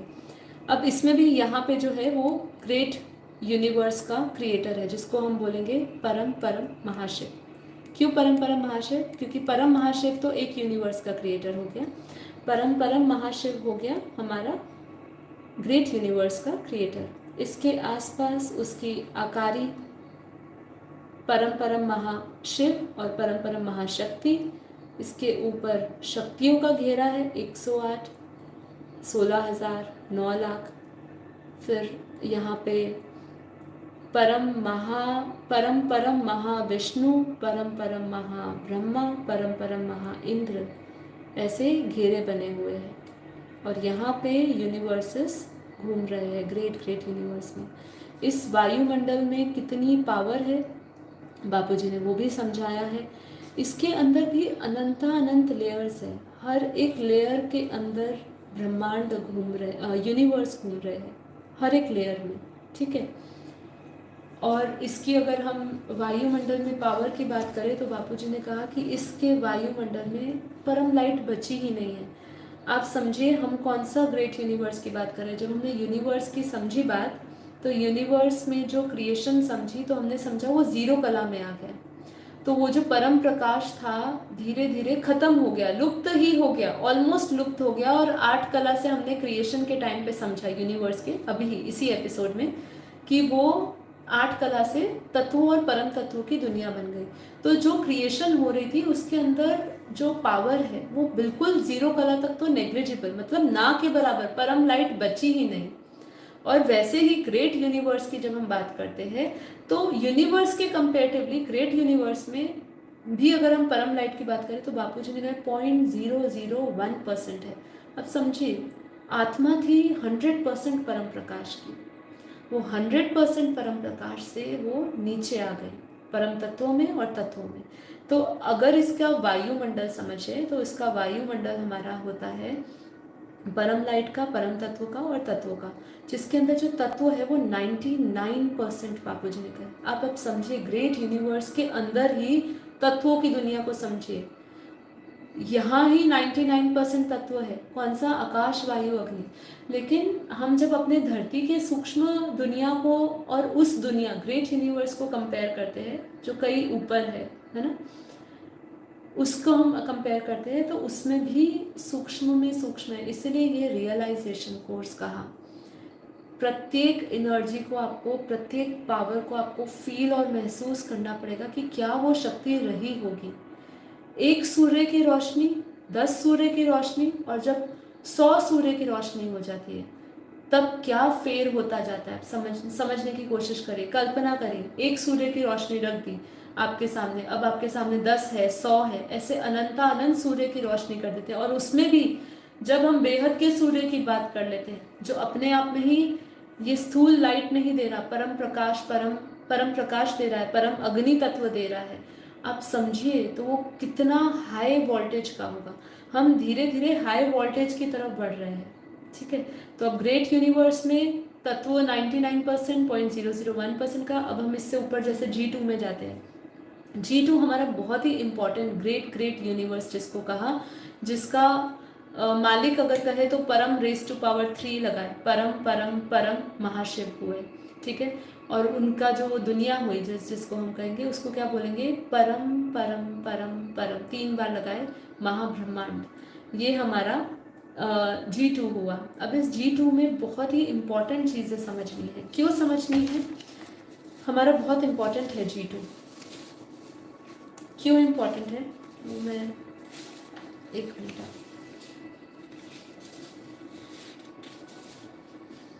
G2 हमारा इसलिए इम्पॉर्टेंट है क्योंकि आगे आने वाले टाइम पे आप समझेंगे, आपको मैं बताऊंगी कि मल्टीवर्स में जो ऊपर से जो क्रिएशन आई, जो ऑब्जर्व करने आई हमारे पूरे मल्टीवर्स से ऊपर की, वो अभी मैं अभी समझाऊंगी तो समझ नहीं आएगा, पर G2 में के सेंटर पॉइंट में हमारा 21 पीढ़ी हम जब समझेंगे तब हमें समझ पाएगा कि 21 पीढ़ी वाला अपने निराकारी रूप में G2 में ही आके उन्होंने अपना पूरा ऑब्जर्वेशन किया था और कई आत्माओं के साथ वो आए थे और फिर वो हमारे ही G2 से G1 में, G1 से यूनिवर्स में, यूनिवर्स से गैलेक्सियों में और फिर गैलेक्सियों से हमारे इस ब्रह्मांड में आके उन्होंने कंप्लीट ऑब्जर्वेशन किया था कि ये क्यों धरती गिर रही है, धरती गिरने का कारण, ये पूरा ब्रह्मांड क्यों गिर रहा है, पूरा ब्रह्मांड गिरने का कारण क्या है।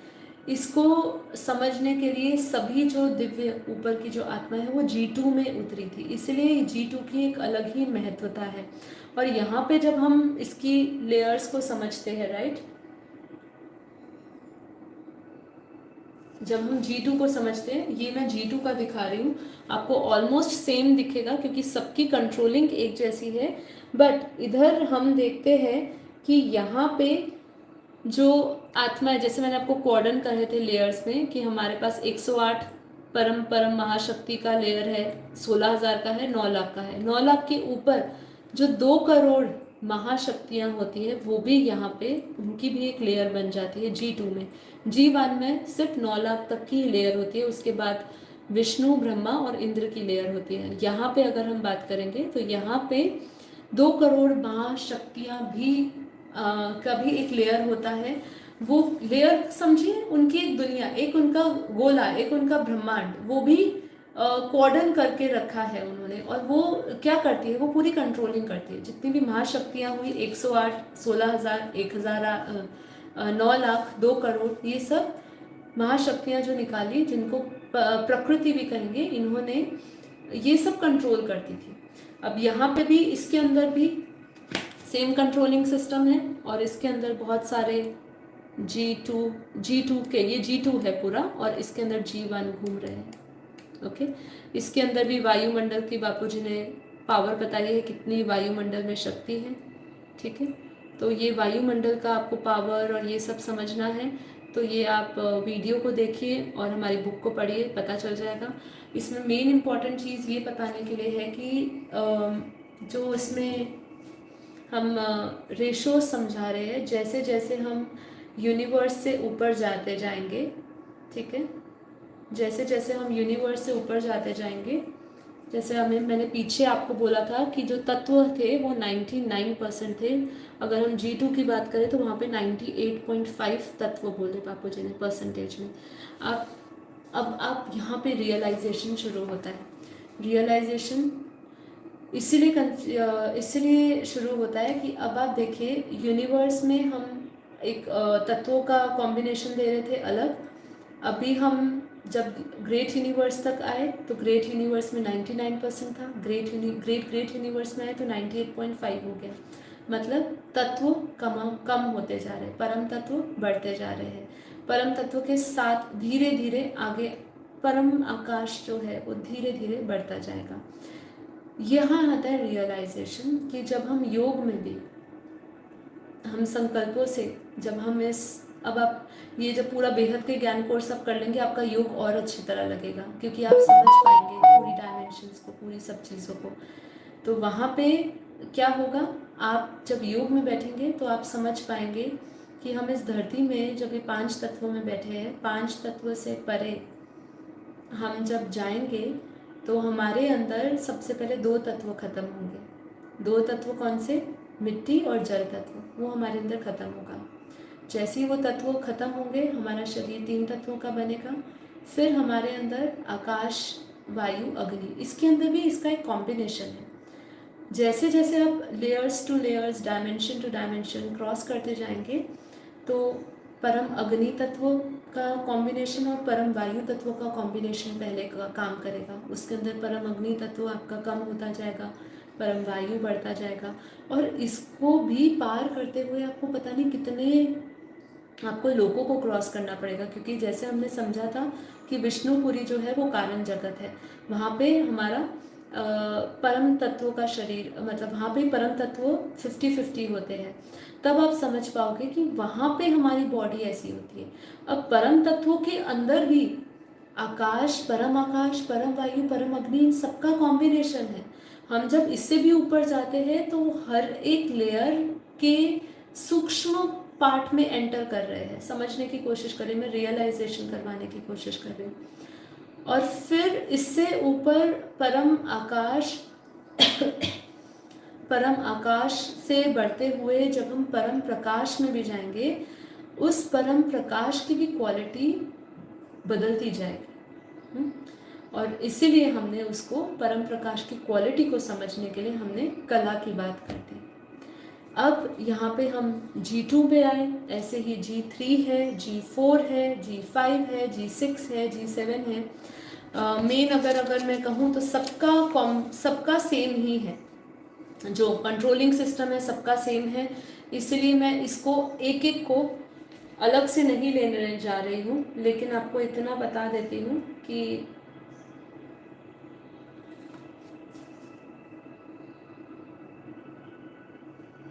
जैसे ये G4 है, ठीक है, ये G4 है, ठीक है। अब हम ऐसे करते जाएंगे। मेरे पास फोटोज़ पड़ी हुई है, तो ये सब हमारे पास हमारे उसमें अवेलेबल है। G8, G9, G10, G11, G12, सबका कंट्रोलिंग सिस्टम एक ही है।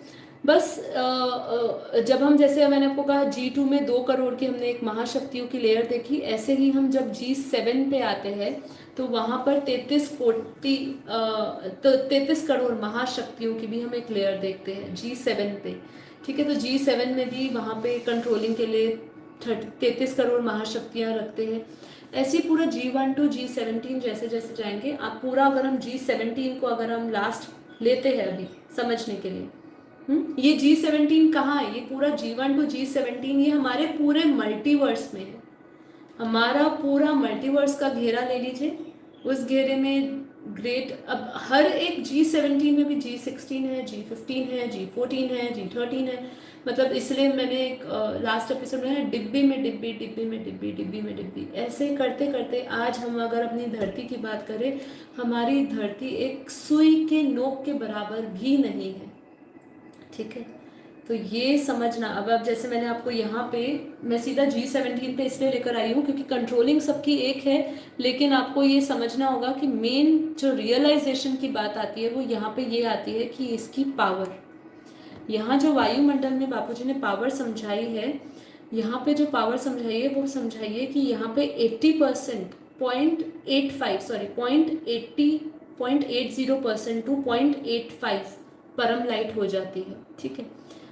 जो परम लाइट की 80% से 85% की परम लाइट हो जाती है। और यहाँ पे परम तत्व 80 to 85% होते हैं और तत्व 20 से 15% होते हैं।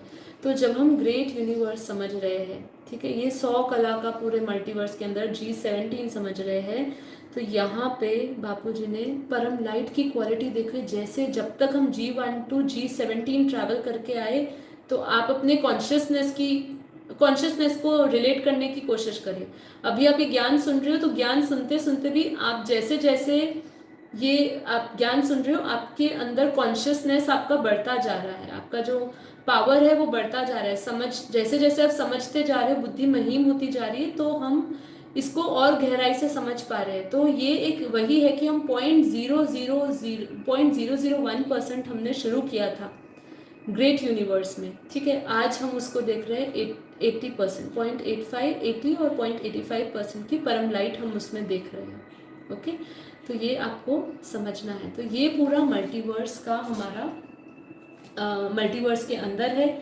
मैंने G1 to G17 बहुत डिटेल में नहीं लिया क्योंकि मैंने आपको G1, G2, G3 तक समझाया जिसकी कंट्रोलिंग सेम रहती है। ऐसे ही G17 तक के यूनिवर्सेस चल रहे हैं हमारे मल्टीवर्स के अंदर। G1 to G17 तक है। हर एक G17 के अंदर हमारे G16, G15, G14 ऐसे करते करते स्मॉलेस्ट यूनिट जो हमारी सोलर सिस्टम कही जिसे ब्रह्मांड का, वहाँ तक दुनिया है, उसके अंदर भी धरतियाँ हैं। तो इसके विस्तार को समझना है तो बने रहिए हमारे बेहद के ज्ञान से। अगले सेशन में हम मल्टीवर्स की बात करने वाले हैं कि मल्टीवर्स कैसे क्रिएट हुआ, आज हमारे मल्टीवर्स की क्या हालत है, धरती पर मल्टीवर्स पे मतलब ये ऑलमाइटी अथॉरिटी धरती पर क्यों आया, ये सब चीज़ों को हम धीरे धीरे आने वाले हमारे जो 4 सेशंस हैं उसमें हम कवर करने की कोशिश करेंगे। आज समय नहीं रहा है, पूरा 1.5 घंटे का सेशन रहा है ऑलमोस्ट, तो अभी हम सिर्फ 2 मिनट का साइलेंस में जाते हैं। मैं भी अपनी वाणी को विराम देती हूँ। आप इन सबको समझने की कोशिश करेगा और ये वीडियो को प्लीज़ लाइक शेयर कमेंट ज़रूर करेगा। ये बेहद का ज्ञान है, इसको समझाना बहुत मुश्किल है। मुझे कहा गया था कि हर एक सेशन को 20 से 25 मिनट का रखिएगा या 50 मिनट का रखिएगा, लेकिन ये मेरे लिए असंभव है ये सब चीज़ों को आपके सामने रखकर समझाना कि मैं इसको शॉर्ट टू शॉर्ट में लूँ, क्योंकि ये डे 10 तक मुझे ये पूरा बेहद के ज्ञान का सारांश आपको सामने लेकर आना है। ओके, तो आशा करती हूँ आप इस लिमिटेशन को समझते हुए मुझे सपोर्ट देंगे और अपना प्यार बरसाएंगे। तो थैंक यू सो मच। और अभी हम कुछ अगले 2-3 मिनट के लिए ही सिर्फ साइलेंस रखते हैं और आप सब अब हमारा जो नेक्स्ट एपिसोड रहेगा वो शायद ट्यूसडे रहेगा, डे हमारा जो 7 रहेगा। ओके, तो सभी का कोटि कोटि धन्यवाद, माँ बापू जी का कोटि कोटि धन्यवाद। सभी का दिन शुभ रहे, प्रकाश से रहे, परम शांति से भरा रहे। सभी को धन्यवाद।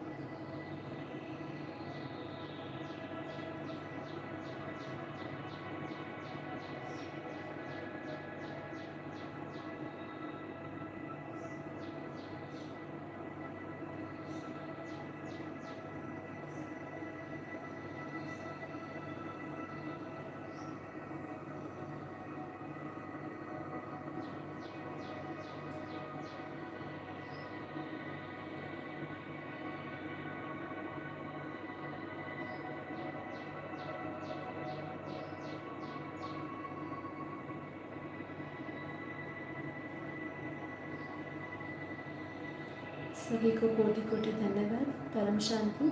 मंडे को मिलते हैं 5:30 से 6:30। Thank you so much.